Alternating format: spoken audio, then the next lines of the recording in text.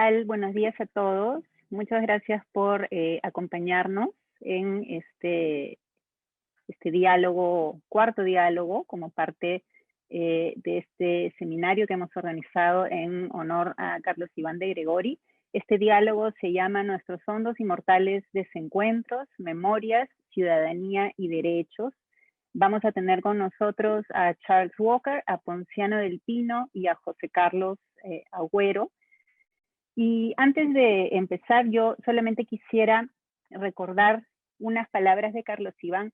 No son palabras de alguna de sus publicaciones, sino más bien de la memoria institucional del IEP que salió en el año 93. Porque exactamente hace 30 años, en 1991, Carlos Iván era director del IEP, ¿no? Entonces le tocó hacer esta memoria. ¿Qué es lo que decía en ella? Hemos desarrollado nuestras actividades tratando de responder al reto de trabajar en un país colapsado, contribuyendo desde nuestro campo específico a la reconstrucción de la institucionalidad democrática, a la búsqueda de alternativas económicas que posibiliten un desarrollo con equidad, al análisis de las nuevas formas sociales y culturales que pudieran ser el sustento de la democracia y el desarrollo. En este bienio horrible, se refería a 1991 y 1992, nos fue posible mantener la calidad de nuestras investigaciones y publicaciones, así como desarrollar nuevos planes de trabajo que tratan de responder a los desafíos que enfrentamos los intelectuales en un país en crisis. Quería traer esto a la mesa porque claramente los efectos de la pandemia en el Perú, la crisis política que estamos viviendo, nos muestran que muchos de estos aspectos de este escenario negativo que nos retrata Carlos Iván en la memoria persisten. Pero al mismo tiempo quisiera resaltar otra persistencia en las palabras de Carlos Iván, ¿no? Y es el hecho de que el IEP mantenga como ejes de su trabajo la democracia, la equidad, la diversidad y la independencia de pensamiento de sus investigadores, ¿no? Entonces, con eso en mente, podemos empezar este diálogo. La primera ponencia va a estar a cargo de Charles Walker. Chuck es profesor de Historia, director del Instituto Hemisférico de las Américas en la Universidad de California, Davis. Además, dirige los centros globales de UC Davis en América Latina y el Caribe. Entre sus publicaciones se encuentran La rebelión de Túpac Amaru, Colonialismo en ruinas, el terremoto tsunami de 1746, De Túpac Amaru a Gamarra, Cusco y la formación del Perú republicano, y Alberto Flores Galindo, Utopía, Historia y Revolución, en coautoría con Carlos Aguirre. Vamos a tener 15 minutos para las exposiciones de nuestros expositores y luego una ronda final de 5 minutos cada uno aproximadamente. Adelante, Chuck. Bueno, buenos días. Buenos días a todos. Muchas gracias al IEP por el esfuerzo. Como muchos, no puedo creer que sean 10 años de la muerte de Carlos Iván. Yo de alguna forma soy una excepción en esta mesa o en este evento. Yo era alumno, mi colega muy cercano a Carlos Iván. Coincidimos en varios eventos y me acuerdo muy bien de conversaciones muy amenas.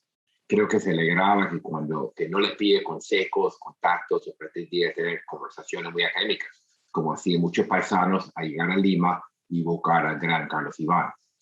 Me acuerdo muy bien que en sus últimos años, ya está enfermo, coincidimos en un café en Lima, ambos puntuales, esperando a otra persona, y terminamos hablando de novelas, una conversación muy amena. Bueno, pero yo sí soy lector de él de mucho tiempo. Yo tengo la edición original de 1990, de Ayacucho 1969-79, El surgimiento del Sendero Luminoso. Lo conseguí en Lima a través de Lucho Nieto, que viajaba a Lima, y lo leí con gran atención. Todavía tengo ese ejemplar con mi nota de lapicero. También en los últimos años he leído sus libros fundamentales, atraído en parte porque escribía también otros motivos, eso me explica un poco. El año pasado publiqué, como mencionó Mariana, un libro con Carlos Aguirre, Alberto Flores Galindo, Utopía, Historia y Revolución, que incluye un artículo, Alberto Flores Galindo, El Sendero Luminoso. Al centro del texto es un análisis de la relación de ambos pesos pesados, Flor de Galindo y de Gregory, con mucho respeto de nuestra época, es decir, dos que pensaban mucho en los años 80 en el Perú. Creo que decepcioné a algunos lectores, ya que no resalté tanto un supuesto enfrentamiento, una gran rivalidad, zorros y libios, y también mostré la vida paralelas y respeto entre ellos, ¿no?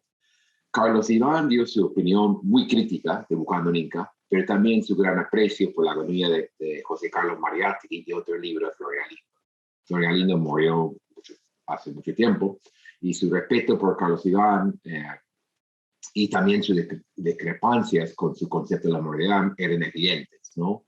Así que esa tarea me llevó a volver a leer los textos de Carlos Iván, como los textos, su crítica a Flor Galindo, que de alguna forma salió publicado después de su muerte. También hace unos años comencé un proyecto sobre el Sendero Luminoso y la violencia. No tengo que explicar lo obvio. El trabajo de Carlos Iván es fundamental para este proyecto. Así que sus libros y los tomos de la Comisión Verdad los tengo muy, muy cerca. Además, moví a sus libros a elaborar la traducción del libro justamente de mi colega aquí, de José Carlos Agüero, Lo Rendido, que salió en inglés hace un par de meses, para la introducción y una entrevista con José Carlos mismo. Entonces, para ser claro, en lugar de que tengo muy presente los libros de Carlos Iván, y quiero resaltar un par de aspectos generales. Carlos Iván era un gran escritor, sabemos, no hay ninguna duda. Ahora, en algunos de sus textos breves se siente el apuro, su deseo de escribir más, o buscar bien un dato más, otros datos, pero no tener tiempo. Pero igual se dejan leer y son muchas veces textos novedosos y casi siempre relevantes. No siempre es el caso con los académicos y el periodismo. En mi caso, 90% por lo menos de los artículos sobre el bicentenario no lo puedo terminar.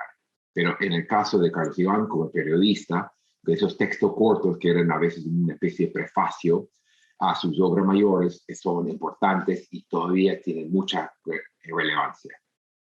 Y el segundo punto, que es bastante evidente, es su importancia. Sobre el Sendero Luminoso es la obra más importante y hay que comenzar con él. Se puede discrepar y se puede lamentar temas no tratados o no acabados, pero sí es fundamental. Y eso digo, por ejemplo, al vuelto a leer sus trabajos sobre Ayacucho en los años 70 y hay argumentos brillantes de un párrafo, pero faltan 2 o 3 más. Era cuestión de tiempo. Nadie puede reclamar a Carlos Iván no ser productivo. Es interesante, por ejemplo, en ese sentido, del esfuerzo de su gran amigo Steve Stern en convertir sus textos sobre el Sendero Luminoso, sus múltiples libros, en un libro corto y coherente. El libro en inglés con el título Qué difícil es ser Dios. Lo que hizo Steve es cortar, pegar, intentar juntar sus diferentes trabajos con bastante éxito, pero yo cuando leo ese libro, lo uso en clases, veo que me van a decir los alumnos, no, hay que leer 60 páginas más de este libro, 40 de este. Bueno, en fin, son argumentos para insistir en la importancia y la relevancia. Bueno, entonces vamos al tema de hoy y quiero de principio decir algo. Yo incluyo el informe final de la Comisión Verdad y Reconciliación dentro de su obra. Para mí, yo supongo o presento a Carlos Iván como un arquitecto intelectual. Obviamente no es el único, y creo que eso, dicho, lo he publicado en un lado, falta una historia de la Comisión Verdad. Cómo se hizo, su impacto, sus limitaciones, etc. Pero yo, en esta resumen de su importancia, sobre todo cuanto a los derechos humanos, estoy tomando como informe final como una obra colectiva, pero donde él tiene mucho peso y mucha presencia. Incluso, esto es algo que yo he resaltado. A veces cuando estoy buscando un dato o estoy leyendo justo hace un mes las secciones de la policía, leo algo que me parece, parece una indicación, una nota como editor de Carlos Iván. Mi impresión en general es que el informe final merece una mayor presencia y de alguna forma mayor prestigio que merece. Que sé que es un tema aparte, no quiero distraerme, pero para mí el informe final es importantísimo y ha sido aprovechado y no ha sido de todo aprovechado. Creo que solo para dar ideas, ¿por qué no tanto? ¿Por qué no ha tenido el impacto, la presencia actual? creo que son varias razones. Obviamente hay grupos de derecha, grupos conservadores que detestan el informe final, nunca van a aceptarlo porque por su visión crítica. Hay otro grupo que cuestionan con razón, sin razón, sus vacíos, por ejemplo, sobre la violencia sexual, cosa que habría que entender en el momento, la presión y las limitaciones, pero hay un cuestionamiento serio y profundo, me parece bien. Y también finalmente el informe final es muy igualitario con la crítica. O sea, al final critica toda la sociedad peruana en todas sus facetas, toda la sociedad civil, digamos, por permitir la violencia, la indiferencia y esos temas, esta introducción tan fuerte que tiene. Entonces, de alguna forma, cae palos a todos. Bueno, entonces, lo que quiero hacer es, entonces, ver cómo veo la influencia en la actualidad. O sea, cuáles son, cuando vuelvo a leer Carlos Iván, cuando pienso en su trabajo, sus escritos, sus libros, ensayos periodísticos que felizmente contamos con edición. Como yo soy lector de papel, esas ediciones de lujo del IEP, me refiero a sus obras, pero también al informe final. Sobre todo, debo decir esto, sus trabajos sobre Sendero Luminoso, la violencia y la memoria, no tanto su trabajo sobre la modernidad. Bueno, entonces, quiero resaltar, y de manera muy breve, porque no se preocupen del tiempo, 6 aspectos de que encuentro muy presente en su obra, su visión del Perú, su visión de cómo hacer antropología, cómo hacer periodismo y cómo repensar nuevamente el Perú. Primero, salir de Perú. Eso es algo que encuentro en algunos trabajos periodísticos, alguna crítica, y su visión también estudia la memoria. También está presente en sus memorias, en la obra que hizo Pablo Sandoval y José Carlos. La importancia fundamental de sus años en Ayacucho y de alguna manera el extranjero. Y yo veo en sus textos con bastante sutileza esa llamada siempre que Lima no es de Perú, hay que descentralizar. En lo personal, y me acuerdo que en una conversación me estaba curioso con mis años en Cusco, cómo habían sido, pero yo creo que sí tiene esa cosa muy presente, pensar el Perú no solo desde Lima. Yo sé que el IEP ha sido uno de sus parte de su visión, pero me sorprende al volver a ver sus textos, a leer con cuidado la presencia que tiene, ¿no? Y creo que en el Perú hace mucha falta. La otra parte, veo comparado con Argentina o México, donde hay un esfuerzo explícito de no tener eventos con solo limeños, etcétera. Yo creo que Carlos Iván también estaría descentralizando en muchos sentidos. Segundo, eso es importante, aunque ya lo mencioné, escribir bien, o sea, como la necesidad de producir un documento duradero. Yo sé, trabajo con alumnos suyos han sido alumnos míos, y que Carlos Iván es estos profesores que toman el tiempo de decir, no, tiene que aprender a redactar, leer novelas, tomar en cuenta la gramática, entender, a ver, de diferentes formas. Y es importante esa idea suya de, a pesar que muchos textos sabemos que cómo era la vida de un académico activista que trabajaba en varios sitios, que muchos de sus trabajos periodísticos lo hacían muy rápido, pero igual siempre escribía bien. Sabemos bien, ese es otro tema, su deseo siempre haber escrito, de escribir más poesía y más ficción. Tercer lado, buscar datos. Y esto es algo de que iba con escribir bien. O ejemplos, dejar de ser abstractos. Yo lo he visto presentar una vez en la reunión anual de antropología de Estados Unidos. Él estaba un poco espantado, porque ahí sí nos conseguimos un café, había mucha cola, yo estaba en la cola, me pidió, y bueno, conversamos, dijo, parece un performance, creo que usó la palabra que está de moda, quién es más teórico, quién cita lo que está de moda, etcétera. Y me dijo, y usó la palabra, si me acuerdo bien, es muy abstracto. Siempre quería aprovechar de la teoría, aprovechar y dar su parte, pero también siempre está pensando en Perú.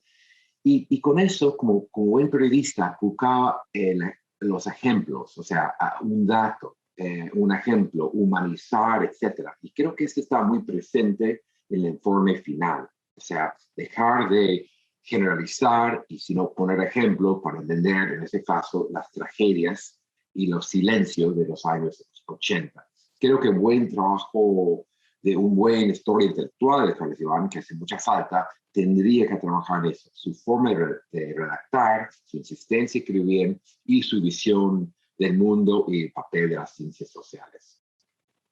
Y bueno, también lo que veo es su capacidad de escribir en varias temporalidades. O sea, él tiene esa capacidad de pasar de lo micro, de lo de corto plazo, para humanizar, para dar un ejemplo, para no otra vez hablar en abstracto, sino poner una persona, un incidente, un escrito para probar o mostrar su idea. Pero a la vez, y esto creo que está muy presente en el informe final, y de nuevo, no digo que, o sea, hay otros aquí, seguro escuchando, y yo, bueno, no solo ha sido Carlos Iván, ha sido otros muy presentes, otros importantes en el informe final, pero esa capacidad de tomar, de ir a lo micro, humanizar, como buen periodista, como buen escritor, puedes alejarse, ver procesos de larga duración, y eso permite que el informe final es un gran trabajo de historia de Perú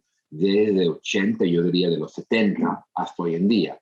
Y creo que esa capacidad que es imposible, que es casi un talento como a uno del talento del deportista, o lo tienes o no lo tienes, esa capacidad de micro, macro y combinar.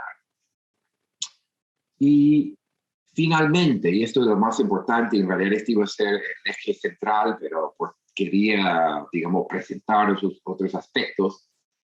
Está muy presente lo de derechos humanos como tema específico o como no mencionado, pero están todos sus trabajos. Yo tenía, y voy a dejar de citar por cuestión de tiempo, tiene unas cifras contundentes en defensa del concepto de derechos humanos, una noción atacada en los 80s por muchos actores, incluso aliados de la izquierda. Y habría que ver, yo la verdad que comencé el trabajo de alguna forma con esto, juntar estos trabajos y ver su visión de los derechos humanos. De alguna forma, leyendo 2 o 3 de sus obras mayores, él quería repensar a Perú desde la idea que cada persona merece respeto, un trato igualitario y oportunidades. O sea, los derechos humanos negativos, lo que no te pueden hacer, pero también los derechos humanos positivos, lo que tú mereces, que sea educación, libertad de culto, y agua, etcétera, ¿no? Esto lo veo en todos los textos y yo creo que él, de alguna forma, un diálogo que no era muy explícito con los grupos de derechos humanos, entender los derechos humanos en una sociedad tan complicada, tan desigual, tan fragmentada en Perú. Bueno, esto me parece un aspecto muy, muy, muy rescatable de su trabajo, esa visión de Perú y los derechos humanos. Y bueno, entre otros temas, espero que sigamos conversando sobre esto hoy día y bueno, por mucho más tiempo. Muchas gracias. Gracias, Chuck. Muy interesante lo que planteas. Vamos a seguir ahora con Ponciano del Pino.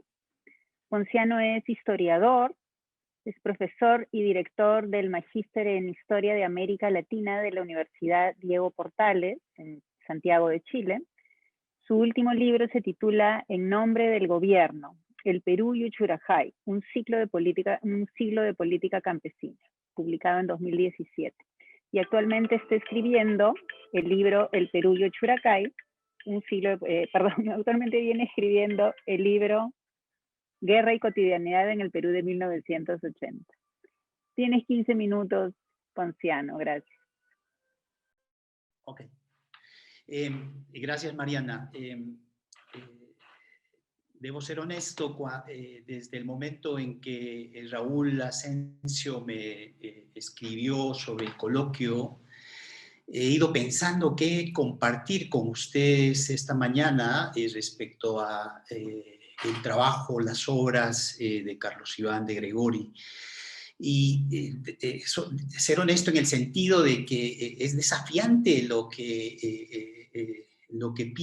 me pedían, y no porque no haya temas que abordar es al revés, es tantos temas que Carlos Iván abordó a lo largo de su trayectoria académica, inclusive su trayectoria de vida. Si pensamos en la violencia, Sendero Luminoso, la guerra, los procesos sociales y culturales de la memoria. Entonces, es basta la producción académica que Carlos Iván nos ha dejado. Y más aún cuando es uno de los intelectuales que trabajó con esa profundidad y lucidez sobre estos temas. Entonces lo que he decidido es abordar dos aspectos, también en diálogo con las mesas que se han ido sucediendo. Me gustaría, por un lado, abordar esta dimensión humana que creo que es valioso resaltar no en las obras en sí mismas, sino previa a la producción de las obras. Enfocarme en esta persona, en este académico, pero como persona, porque tuve el privilegio de colaborar conjuntamente con Pepe Coronel en varios proyectos de investigación en los 90. Yo conocí a Carlos Iván en los 90 y bien salidito de la universidad comencé a colaborar conjuntamente con Pepe Coronel. Entonces, traer algunas imágenes de esa experiencia, pensando sobre todo en los jóvenes que probablemente que no lo conocieron y que mostrar esa dimensión humana es una consideración sustantiva cuando uno piensa estos temas que son temas complejos, difíciles, dolorosos, de este pasado traumático entendido como una ruptura en el curso de la historia de nuestro país. Entonces, esas imágenes espero que me permitan dimensionar la imagen de la persona sobre quien nos aboca este coloquio y a su vez, en un segundo momento, poder compartir una crítica en la obra de Carlos Iván en su tratamiento sobre Sendero y la guerra. Carlos Iván tuvo una tensa... ¿cómo decirlo? Hubo una tensión en su comprensión sobre la guerra y sobre Sendero Luminoso que me gustaría descentrarla. Y a partir de ahí poder... digo esto por una razón. Creo que entender o explicar esa crítica me va a permitir ayudar a entender algo que ha ido sucediendo como una ironía es respecto a la guerra. Irónicamente, mientras más nos alejamos de la guerra en el tiempo, la guerra ha ido engrandeciéndose en las representaciones, en el mundo de las representaciones. En muchos sentidos somos presa y presos de ese pasado, así que propondré una ruta inversa de deconstruir el sujeto de la representación a través de un examen crítico de la guerra desde la etnografía histórica y la cotidianidad. Creo que nos hace falta miradas más recíprocas del pasado y el presente en una especie de movimiento pendular de la memoria, eso que podría ayudar a salir de este presentismo que agobia. Entonces paso a compartir estas imágenes de Carlos Iván. Algo que debo resaltar de él es esta enorme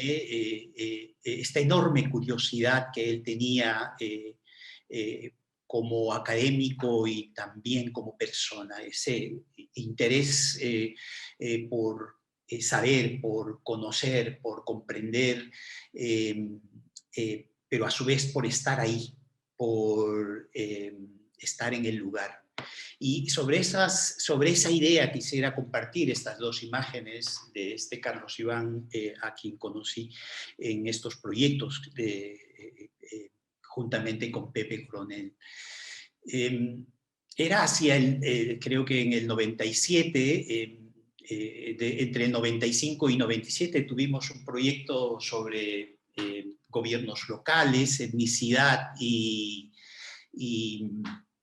elecciones. Y trabajamos en muchos distritos porque nos interesaba construir casi una genealogía de los cambios en la composición de los alcaldes locales en distintos momentos, en los 60s, 80s y los 90s, y a su vez seguir la dinámica política en los procesos locales en un contexto de los 90, estamos hablando de Ayacucho saliendo de la guerra. El hecho es que Carlos Iván quería ver el cierre de campaña que se iba a dar en Bichongo, en Vilcashuamán. Carlos Iván estaba en Nueva York, estaba en Washington, D.C.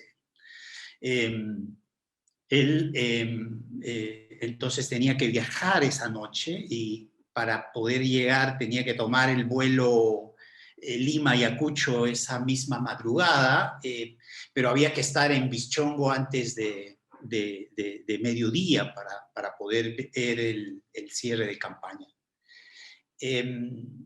Entonces, con las mismas salimos a Bichongo. En ese entonces la ruta era una trocha carrozable, en malas condiciones. El hecho es que no llegamos a Bichongo al mediodía, llegamos cuando ya había concluido el cierre de campaña. Pero llegamos como cuando uno llega en los carnavales, es decir, empolvados, blancos, hechos una desgracia porque en la ruta se nos pinchó la llanta, la ruta era malísima, fuimos en un carro, en un auto viejito de un estudiante nuestro, René Alata. Entonces eso era Carlos Iván, podía estar en Washington, D.C. y al día siguiente estar en una comunidad, en este caso en Bichongo.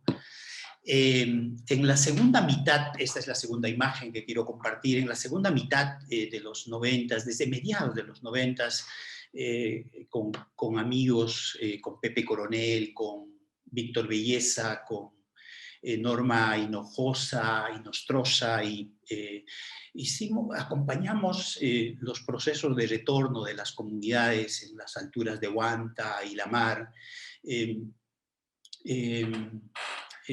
Decenas de comunidades que comenzaban a retornar a sus lugares de origen. Y Carlos Iván siempre se sumaba cuando le era posible. Nos acompañó en varios momentos y entenderán que no eran cualquier viaje, esos viajes, no solo porque había que caminar de Chaca hasta estas comunidades a más altura, que tomaba 4 o 5 horas de viaje, y Carlos Iván siempre tenía algún problema, era una persona que tenía un problema con la rodilla o con algo que lo aquejaba, pero siempre estaba ahí, no se chupaba.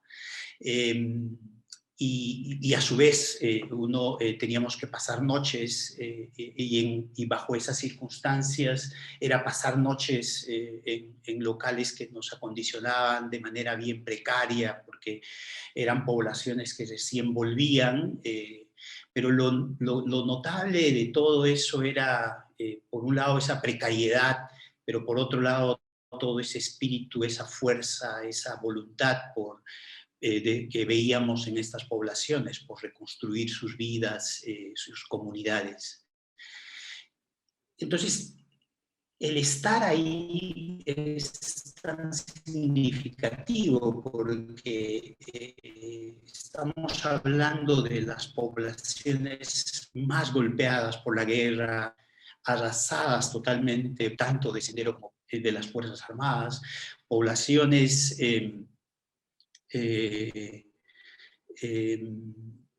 en su mayoría perdieron alrededor de una tercera parte de su población. Entonces, no eran viajes cualquiera, eran viajes a esos lugares donde la afectación fue tan extrema en esta guerra tan desigual en el país.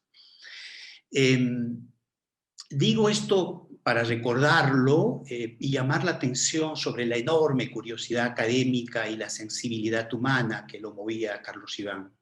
Podía estar en Washington, en Huamanga, en Bischongo, pero era la misma persona buscando siempre estrechar ese vínculo. Tenía esta mirada mundo que ayer resaltaron tanto Carmen Elizarbe como Jeffrey Gamarra, pero esa mirada mundo residía en esta multilocalidad desde donde veía. Creo que eso es valioso resaltar en este Carlos Iván como persona y no solamente como el académico. El buscar estrechar ese vínculo con el otro, el pensar la historia en relación al otro. Eso creo que fue una constante de su búsqueda y es desde donde, sin lugar a dudas, se aproximó a pensar este país tan complejo, tan diverso. Quiero pasar a esta, después de estos pasajes de este Carlos Iván, desde esta dimensión humana que creo vale la pena resaltar en su trayectoria académica, pero me gustaría a su vez pasar a hacer una revisión rápida sobre su producción académica. Mariana, me dices cuánto tiempo tengo, o sea, no sé si logre condensar. Sobre la guerra, sobre Sendero, Carlos Iván fue un testigo directo de la génesis de Sendero Luminoso, pero también casi de la mano, Carlos Iván comenzó a hacer reportajes sobre la guerra. Hay uno que recuerdo sobre el ataque al puesto policial en Tambo en el 82, en fin, luego sus escritos académicos son del 84, el 90 viene el surgimiento de Sendero Luminoso, publicamos este libro sobre las rondas campesinas y la derrota de Sendero Luminoso, y en fin, hay un conjunto de libros, de publicaciones, y quiero detenerme también en este último libro, que es No hay mañana sin ayer, batallas por la memoria y consolidación democrática en el Perú, que es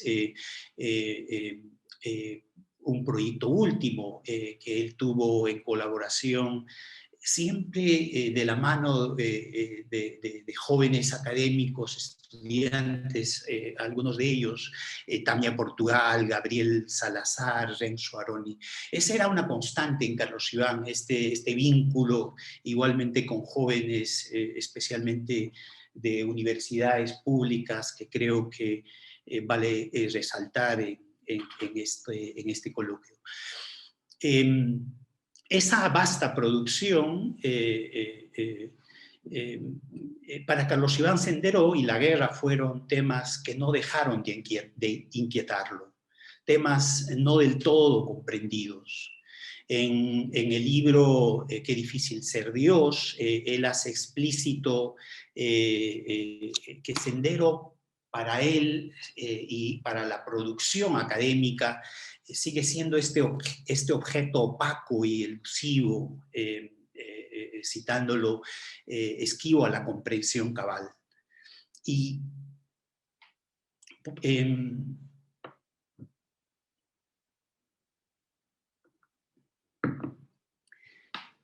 quiero leer algunos textos, quiero pensar algunos textos para luego criticar esa mirada en la que él y otros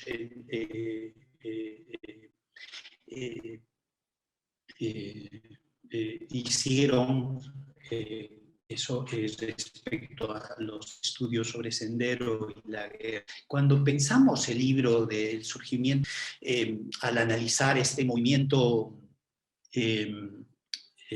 al analizar el movimiento por la gratuidad del 69 en Huanta, lo que Carlos Iván nos ofrece como tesis central es esta relación entre educación, voluntad política y revolución. Creo que eso es como es la tesis central que en diálogo y en debate en gran medida con la academia gringa que había publicado hasta ese entonces sobre Sendero, que era la producción académica más significativa sobre el tema. Sin embargo, Carlos Iván en los 90s, y es bien interesante porque en los 90s, a contrapeso, en contradirección a la experiencia más etnográfica que comenzaba a desarrollar en estas visitas cortas a estas comunidades duramente afectadas por la guerra, él comienza a publicar textos, por ejemplo, La maduración del cosmócrata, donde él traza una genealogía de radicalidad y voluntarismo.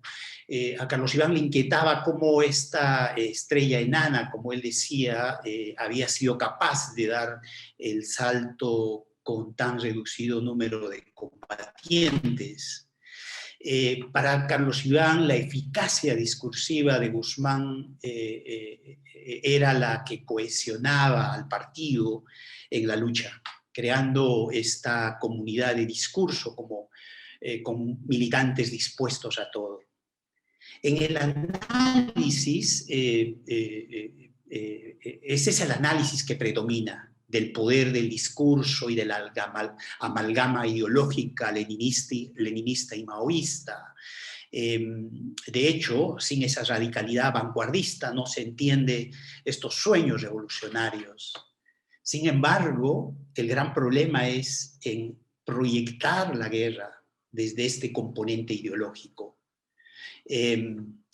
Pero es como se forjó la imagen de Sendero Luminoso, como un aparato disciplinado, dispuesto a todo y avanzando incontenible del campo a la ciudad, cercando la nación. Es irónico porque no solo es la academia, si ustedes revisan el discurso de Alan García, el 88 en Huamanga, en este 7º Congreso Nacional de la Juventud Aprista, Alan García está resaltando esas convicciones de los senderistas, de esa disciplina, de esa mística, de esa entrega, que igualmente la academia iba resaltando. Y la crítica tiene que ver con que no es la crítica al análisis del discurso en sí mismo. La crítica es el haber proyectado desde ese análisis la guerra como proceso. Y ahí es donde entramos en las trampas, en las tramas y las trampas de la memoria, en sus usos y abusos. Más que detenerme en la memoria, entonces quiero plantear esta ruta inversa. Sabemos que la memoria tiene más que ver con el presente que con el pasado, con las interpretaciones y significaciones, porque lo que está en juego es cómo las historias serán contadas y contextualizadas en el presente. Pero es en el pasado al que apelan para construir autoridad y legitimidad en la representación. Pero ¿qué pasado es este? Puedo seguir, pero Mariana, ¿cómo voy de tiempo? Si quieres, paro y completo mi intervención en la segunda parte. Sí, justo eso te iba a pedir, Ponciano, a ver si podemos ir cerrando ahora y luego completamos. Cierro, o sea, termino y vuelvo y completo la idea en la segunda parte. Perfecto. Muchas gracias, Ponciano. Vamos a tener ahora a José Carlos Agüero. José Carlos es historiador, es escritor, es investigador en temas de memoria histórica también. Ha colaborado con los trabajos de la Comisión de la Verdad y Reconciliación, la Coordinadora de Derechos Humanos y el Lugar de la Memoria. Entre sus libros destacan Los Rendidos, en 2015, Enemigo, publicado en 2016, y Cuentos Heridos, de 2017. Ha sido coeditor junto a Pablo Sandoval de las obras escogidas de Carlos Iván de Gregori, publicadas por el IEP del 2011 al 2017. Y es coautor de Secretos a Voces y Atravesar el Silencio, estudios sobre la memoria en la escuela pública. En 2017 publicó Personas, por el que fue reconocido con el Premio Nacional de Literatura 2018 en la categoría de no ficción. Adelante, José Carlos.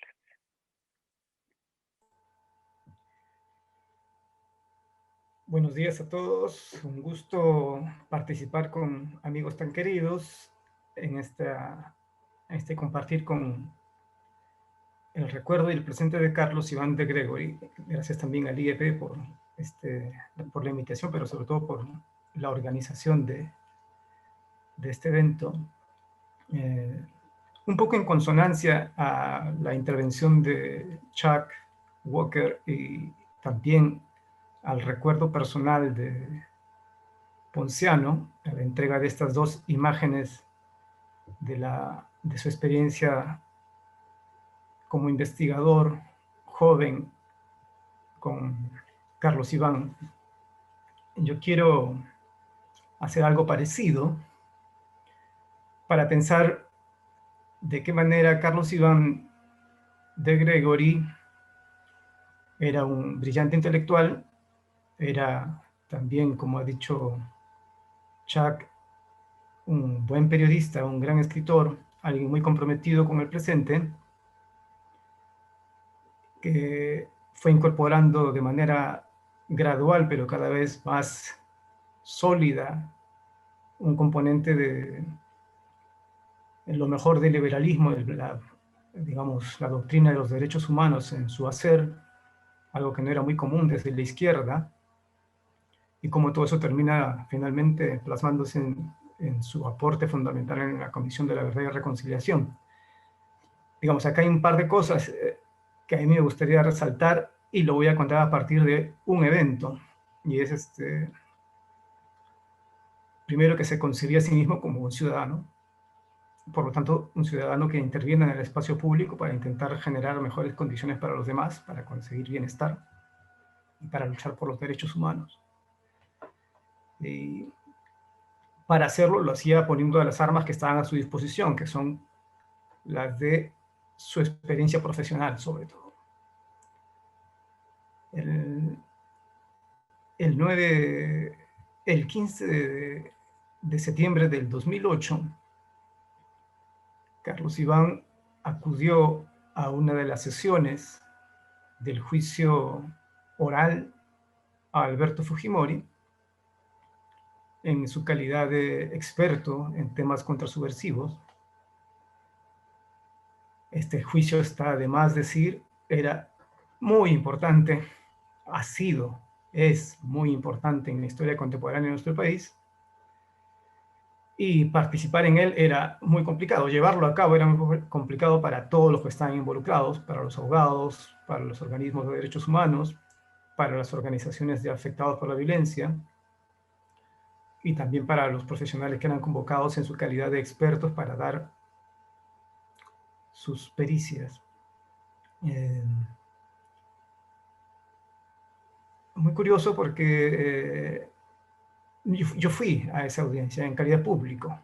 La Coordinadora Nacional de Derechos Humanos organizaba el acompañamiento de algunos familiares, sobre todo de víctimas, y otros como yo, que no era un familiar directo del caso de la Cantuta y Barrios Altos, para estar presentes en las audiencias y yo fui a esa. Y en el trayecto, bueno, era una combi, nos dirigíamos todos hacia el sitio donde se realizó la audiencia.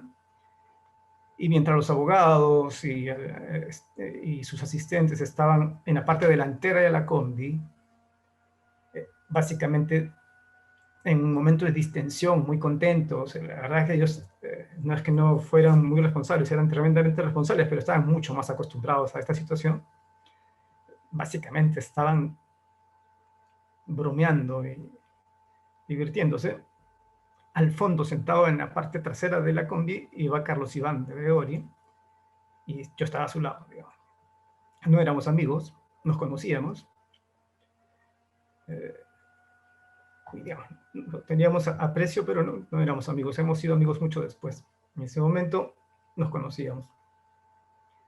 Y bueno, yo estaba básicamente observando lo que estaba sucediendo, digamos, en la combi.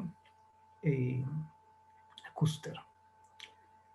Y Carlos Iván estaba tan tenso, porque sabía que estaba yendo a un momento, a un espacio de mucha responsabilidad ciudadana, donde iba a ser puesto a prueba, ¿no?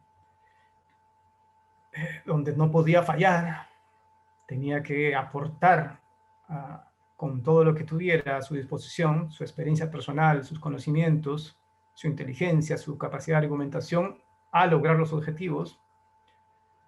En este caso, poder obtener una sentencia contra Alberto Fujimori por violación de derechos humanos y no defraudar a los familiares y a todo el esfuerzo que había resultado, que había devenido en este juicio. Estaba muy tenso también, pues, porque no tenía experiencia en estos asuntos y porque no falsamente, sino auténticamente era muy modesto, entonces no estaba seguro de estar a la altura de la tarea. Y todo esto no lo digo yo porque me lo imaginé, sino porque nos pusimos a conversar. Estábamos conversando y él estaba tenso y me transmitía estas ideas. Y no dejaba de trabajar en una laptop que tenía en ese momento.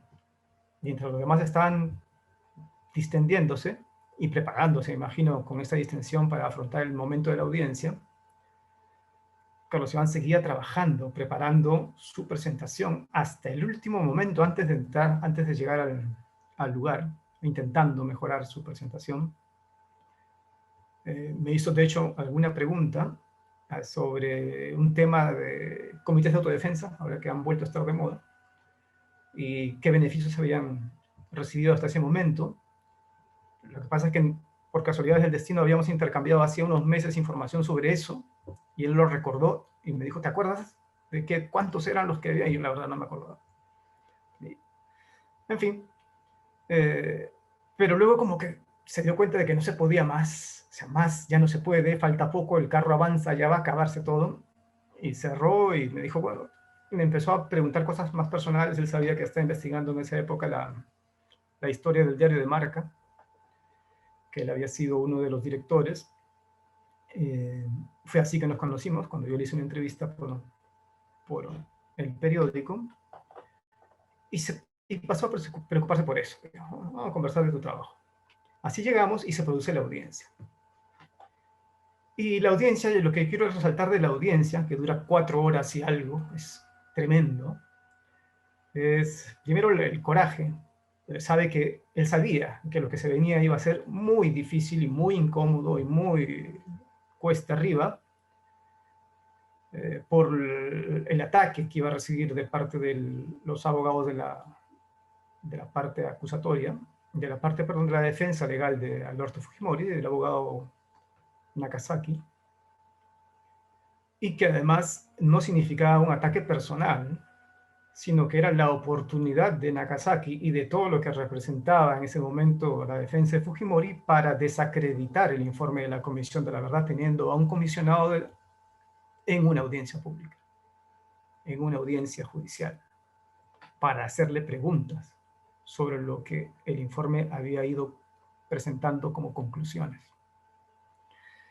Todo eso se sabía, se produce la audiencia, empieza Carlos Iván le dan un buen tiempo para exponer sus principales argumentos en relación con la lucha contrasubversiva, que es para lo cual se lo cita, para explicar básicamente, para que él acabe concluyendo de que Fujimori y Montesinos habían tenido, a diferencia de otros presidentes, una relación muy directa con las acciones, no solamente con la planificación, sino con la ejecución de la lucha contrasubversiva, y que se vanagloriaban de eso, que eso tenía largas explicaciones en los cambios, sobre todo que venían desde el final del gobierno de Alan García, pero que ellos lo extreman, y que, por lo tanto, el accionar del grupo, del destacamento Colina, no podía ser sino parte del conocimiento de ambos. Digamos, esa era finalmente la gran conclusión que se esperaba que él pudiera sostener, y la sostiene, utilizando su investigación personal, su conocimiento del tema, y todo lo investigado por el trabajo de los equipos de la Comisión de la Verdad y Reconciliación. Luego acaba la exposición de Carlos Iván y empieza el momento que, digamos, que para mí es lo más remarcable de la audiencia. Si ya todas estas cosas son importantes en tanto muestran su compromiso como intelectual público, hay otro aspecto que tiene que ver con el contenido de la audiencia, y es que Carlos Iván acaba representando la defensa de un tipo de verdad que se puede construir, un tipo de verdad que se puede argumentar y construir sobre la base de la argumentación y el discernimiento, la utilización de la ciencia, el pensamiento, la reflexión y la inteligencia, el contraste, la interacción con, en este caso con las víctimas, pero en general con los participantes de cualquier proceso social, y otros tipos de verdades. En este caso, por ejemplo, la verdad jurídica, que se construye a partir de la probanza, y donde el fondo del asunto, o sea, si detrás de una probanza hay verdad social, no es tan relevante. Y sobre todo en el caso de la confrontación con este particular tipo de caso, de acusado y de abogado, donde la probanza además está directamente orientada a organizar una argumentación donde la verdad es casi un estorbo. Lo que importa es desacreditar la construcción de la verdad del otro y no construir una verdad alternativa. Entonces, si quieren, en ese momento, por lo menos yo cuando estaba allí me sentí como muy representado por Carlos Iván de Gregory, ya que en todo este proceso del juicio de Fujimori, la lanza la llevaban los abogados y obviamente los familiares de los afectados, las organizaciones civiles, y la academia, los intelectuales, los que hacíamos ciencias sociales prácticamente no habían tenido nada que ver. Bueno, ahí tuvo que ver. Ahí estuvo Carlos Iván de Gregory para mí, no sé cómo se han sentido los demás, sentirme representado por esta persona, que además intentó transmitir en ese espacio que la verdad se dice de muchas formas, pero que puede ser que en el tribunal no sea lo que los demás estén esperando, pero que quizá es más importante para entender lo que sucede en la vida que la simple acumulación de documentos que generen finalmente solo verosimilitud judicial. Lo que hacen a continuación durante muchísimo rato, pero no solo Nakazaki, el abogado de Fujimori, sino sin quererlo, el juez San Martín e inclusive algunos de los abogados de la parte civil, es colocarlo en una situación muy incómoda de tener que explicar a cada momento por qué lo que está diciendo no es exactamente una prueba. Eso es. Carlos Iván explica los procesos sociales de la subversión y de la contrasubversión, tiene unas hipótesis que ya todos conocemos o que muchos de nosotros conocemos acerca de cómo se producen estas cosas. Y lo que le van pidiendo es que diga si eso es consenso general en el mundo, por ejemplo. Hay un momento en que Carlos Iván habla de la abdicación a la democracia en el 83 y 84 por parte de los gobiernos el gobierno de Fernando Belaúnde, y sin ninguna mala intención, solamente porque hay un choque de paradigmas, ¿no? El juez San Martín le dice, ya, pero eso que usted está diciendo, ¿es un dato, es una idea o es una doctrina compartida por el mundo? O sea, o es una verdad, pues, ¿no? Algo así, una verdad como, en fin, como una sentencia, digamos, ¿no? O como una jurisprudencia, ¿no? Cosa que no se construye la verdad así en nuestras disciplinas humanistas, ¿no? Lo sabemos, pero ellos no saben qué hacer con eso. Y Carlos Iván les explica que, bueno, que hay mucha investigación al respecto, les hace recordar un trabajo de O'Donnell, ¿no? Respecto de las zonas marrones, que es allí donde los estados no pueden establecer dominio total sobre un territorio, y que, bueno, es un trabajo prestigioso, eso es lo que les puedo decir, es un trabajo prestigioso. Eso no es una prueba, ¿no? Pero eso lo hace el juez San Martín. Luego viene Nagasaki, ¿no? Y Nagasaki tiene un plan mucho más sistemático de destrucción de la capacidad enunciativa, de la calidad enunciativa de Carlos Iván de Gregory. Empieza por cuestionar su calidad de profesional y de perito. Y le dice, ¿usted es antropólogo? Sí, soy antropólogo. ¿Ya usted sabe que no está colegiado? No, no estoy colegiado. Entonces usted sabe que no puede ejercer la profesión de antropólogo sin estar colegiado por ley, que eso dice la ley. Carlos Iván intenta explicarle que en la vida real el colegio de antropólogos no tiene existencia o no tiene efectos sociales relevantes, y en la casa que le dicen, no quiero que me explique, quiero que me diga sí o no. ¿Sabe? Y Carlos Iván, bueno, sabe. No, le dice, sí, sí sé. Bueno, ¿usted es perito? Le dice, no, no soy perito. ¿Qué es usted? ¿No? Entonces viene, ¿en calidad de qué viene a darnos pericia, digamos, ¿no? Y ahí lo tengo por aquí apuntado, que es muy, muy interesante. Le dice, la pericia que usted da, ¿en calidad de qué es? O sea, usted tiene que ser un perito de algo. Ya no está colegiado, no es nada, ya, pero no importa. ¿La da en calidad de antropólogo o en calidad de analista político? Y Carlos Iván le responde, acá está, yo la considero una pericia adquirida en mi trayectoria de vida integral. A Nagasaki no le satisface la respuesta y le dice, pero es que eso no sirve, le dice, ¿no? Que en adquirido en mi trayectoria de vida integral no es nada. ¿Podría usted decirnos cuál es la disciplina que le permite llegar a estas conclusiones que lo hacen perito? ¿No podríamos establecer alguna? Y Carlos Iván le insiste un poco más enfadado y le dice, no, secamente, no.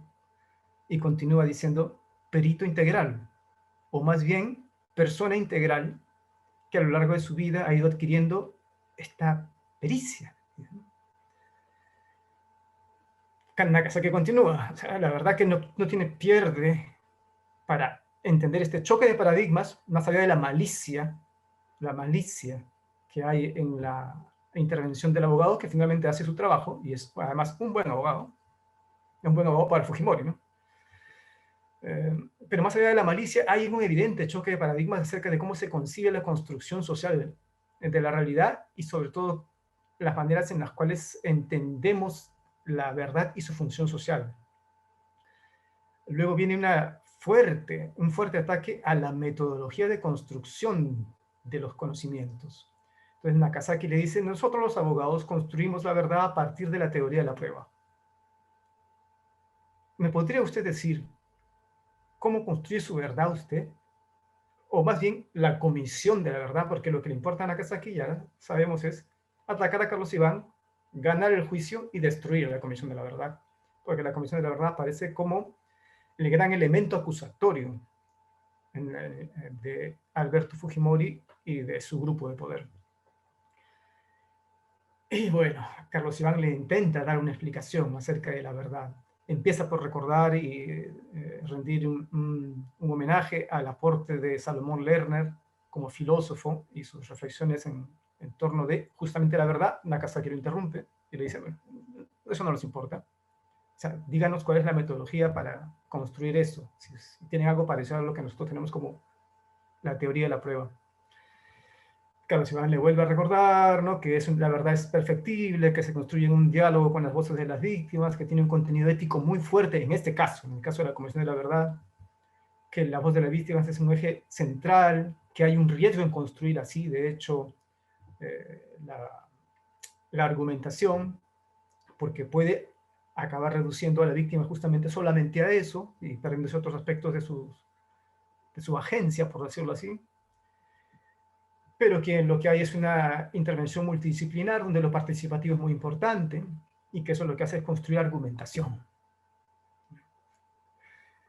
Menciona a Walter Benjamin, dice que la memoria ilumina partes donde no llega ni la ley ni la historia, y va de frente al asunto y dice, esto no es un territorio solo, la verdad no es un territorio judicial, mi peritaje no es jurídico y la verdad es más que eso. Regresa al caso de Barrios Altos y dice que en base a la acumulación de su propia experiencia como ser humano y de su conocimiento y estudio de los procesos de guerra, sobre todo de su teoría, la hipótesis, ¿listo? Sus hipótesis sobre las dos vías, ¿no? Él puede concluir que hay responsabilidad. O sea, no que hay responsabilidad, sino que el contexto que está brindando en la audiencia debería poder ayudar a todos a entender que Fujimori y Montesinos habían establecido una doble vía de intervención contrasubversiva que les daba dominio sobre las acciones y que seguramente estaban estrechamente vinculados a las graves y sistemáticas violaciones a los derechos humanos que se cometieron durante su periodo. Y bueno, para terminar, simplemente decir que lo que él vuelve a reiterar ya al final, en la cuarta hora de audiencia, es que él intenta trasladar a todos lo que puede para que se pueda entender y comprender el proceso general de la violencia política, el proceso de la lucha contrasubversiva, y que eso ayude a entender por qué se produjeron los casos, en particular estos, por los que estaba siendo acusado Fujimori, de La Cantuta y Barrios Altos. Fue un largo día, seguramente. Creo que la pericia fue muy útil. El costo fue alto, me imagino, a nivel emocional, pero creo que eso también nos habla de Carlos Iván de Gregori y de su inteligencia, su compromiso con la democracia y su relación con lo público. Muchas gracias, José Carlos. Muy revelador lo que nos cuentas. Casi ciencia ficción, parece ese encuentro de discursos o desencuentro. Vamos a pasar ahora, perdona mi perrita que está ladrando, vamos a pasar ahora a la ronda final de comentarios de los ponentes, un poco ya para cerrar. Seguimos en el mismo orden. Empezamos con Chuck. Adelante, Chuck. Muchas gracias a Ponciano, José Carlos, tremenda ponencia. Yo quise resaltar más bien lo escrito, no personal, pero de todas maneras lo que dijo Ponciano, que Carlos Iván, esa tremenda curiosidad, y no solo de saber y conocer, pero sí estar ahí, ¿no? Y me acuerdo una vez de esa gana de estar, casi una ansiedad de si estaba en Lima, quería estar en Ayacucho. A veces en Lima, una vez lo ayudé con un viaje a Washington, una tontería que tuve que hacer, un permiso, una carta, y quería estar con la tranquilidad de estar afuera, pero seguro llegando a Washington el día siguiente quería regresar o regresaba a Lima para estar, ¿no? Y José Carlos, esa escena como la buena serie de detectives de una corte, ¿no? De dos discursos que se enfrentan, chocan, pero de alguna forma nunca se encuentran, ¿no? Pero qué agilidad mental. Yo quería preguntar o pedir a Ponciano y José Carlos que comenten algo. Yo sé que es difícil leer a alguien tan querido, ¿no? O sea, y yo sé, y es muy posible que no hayan vuelto a leer mucho sobre Carlos Iván porque ya los tenían, ya lo conocen bien sus trabajos, sus escritos, etcétera.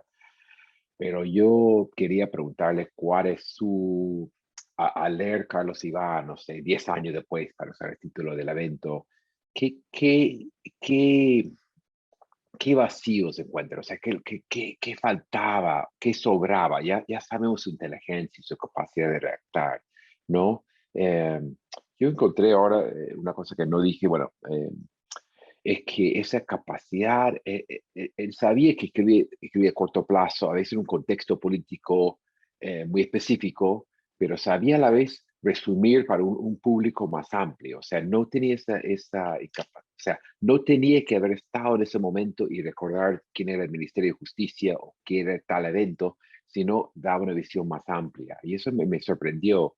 Dije, no, algunos de los textos no se van a leer, no han madurado bien, pero todo lo contrario, ¿no? Algunos sí falta el contexto, claro, eran trabajos de inmediato con un impacto importante. Quería preguntarles, para ir pensando él como escritor, cuáles sus reflexiones al leer las obras. Y yo sé, obviamente, que no lo han hecho mucho porque lo tiene obviamente muy presente. Es algo que me gustaría discutir porque creo que yo, para terminar, quiero insistir, vale la pena volver a leer Carlos Iván de Gregorio. O sea, no solo hacer homenajes, hablar de tremendo ser humano que era fascinante, la verdad que merece una buena biografía, merece una biografía intelectual. De alguna forma, el trabajo que hemos hecho con Flor Galindo, me parece que falta algo parecido. Pero bueno, dejo esas preguntas a mis dos colegas y amigos.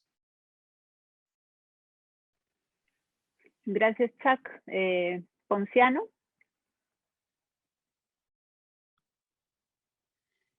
Gracias, Mariana.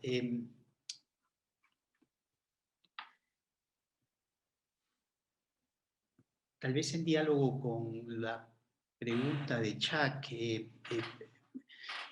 lo que sí veo, digamos, leyendo de cerca, o sea, no voy a detenerme en la calidad, en la lucidez, sino en estas tensiones irresueltas en su manera de aproximarse, de pensar y de producir sobre Sendero Luminoso y la guerra. Yo creo que sí hay una tensión irresuelta del cual él es consciente, y por eso mismo esto que señalaba en la obra Qué difícil es ser Dios, él hace explícito esa dificultad por entender, por comprender a Sendero Luminoso. Y creo que esa tensión tiene que ver con el énfasis en el análisis que él pone a Sendero. Y el énfasis es cada vez más centrado en el análisis del discurso, y el análisis del discurso sostenido tanto en los escritos de Abimel Guzmán como en la producción burocrática del Comité Central. La pregunta es, ¿en qué medida esa producción burocrática recoge o refleja lo que pasa en el campo de batalla? Y ese es el gran problema, porque, y eso no es solo un problema de Carlos Iván, es un problema mucho más de fondo en términos metodológicos, y los límites, por supuesto, que el tiempo planteaba cuando él está produciendo.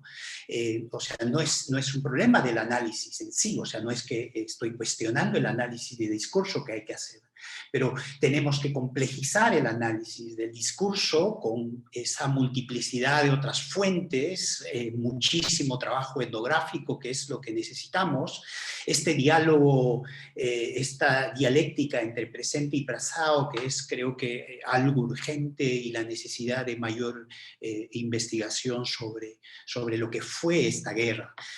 Hay preguntas básicas que no nos hemos hecho y que requieren mucha investigación. ¿De qué guerra hablamos? ¿Cuál fue esa presencia o qué fue Sendero Luminoso en las localidades, en el campo? ¿Con qué recursos logísticos y bélicos Sendero llevó adelante esta guerra insurgente? ¿En qué medida Sendero fue esa amenaza que estaba a punto de tomar el poder, o en qué medida más bien son imágenes, construcciones que reflejan más bien nuestros fantasmas como sociedad, como Estado-nación. Miren todo lo que provoca esta crisis de coyuntura, en qué medida esos fantasmas emergen en contextos de crisis. Sin embargo, son desde esos fantasmas que comenzamos a construir imágenes. En este caso, es clarísimo que terminamos engrandeciendo la imagen y del poder de Sendero Luminoso. Si uno hace análisis mucho más de bases de apoyo, de comités principales de Sendero, al menos en Ayacucho, o sea, ya conoces el trabajo de Renzo Aroni, lo que tenemos como evidencia de ese proceso es la precarización de esta guerra desde bien temprano. Ya a los 84, los cuadros ideológicos de Sendero, muchos de ellos ya fallecieron y los que quedan están en las cárceles. Entonces, ¿qué es Sendero en el campo de batalla? Entonces, el gran problema, y no es solo de Carlos Iván, o sea, los textos de Gorriti, de Carlos Tapia, el del propio Benedicto Jiménez, están construyendo una narrativa y una representación sobre la base de esa información producida por el Comité Central. Es valiosísima esa información, tenemos que trabajarla, pero tenemos que trabajarla en contraste con otras fuentes, con otra información y ver en qué medida eso que es representado en las altas esferas de Sendero Luminoso realmente reflejan lo que venía pasando en términos de proceso de la guerra. Esa es la brecha entre comprender a Sendero y desde el Comité Central, y desde ahí en qué medida eso nos ayuda a entender, a comprender la guerra como parte de un proceso, como parte de una experiencia. Ojo, el hecho de que no fuera lo que hemos construido como esa amenaza omnipotente que es Sendero Luminoso no significa ni relativiza la violencia extrema desatada contra las poblaciones locales. Las acciones armadas que resonaron mediáticamente a lo largo de los 80s, en las imágenes de horror, muerte y destrucción, más que avances de una revolución desafiando la soberanía del Estado, reflejaban más bien los efectos de una guerra total en los límites de lo local, encerrados ahí contra la propia población local. Por eso la magnitud del horror y las muertes masivas en el campo, en medio de tanta precarización. Es como Sendero Luminoso llevó la revolución mundial al universo local.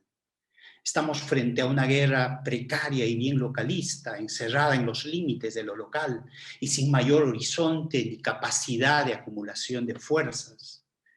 La pregunta que tenemos que hacernos es, si eso no es Sendero, ¿por qué terminamos construyendo esa imagen, esa fuerza omnipotente, dispuesto a todo, avanzando inconteniblemente del campo a la ciudad, a punto de tomar el poder? Creo que eso es donde tenemos que buscar dar respuestas para desarmar este sujeto que hemos construido como sociedad y que, como país, y que de tiempo en tiempo, en contextos electorales, vuelve a generar este pánico del cual somos testigos ahora mismo. Gracias, Mariana. Excelente, Ponciano, muchas gracias. Terminamos con la intervención de José Carlos.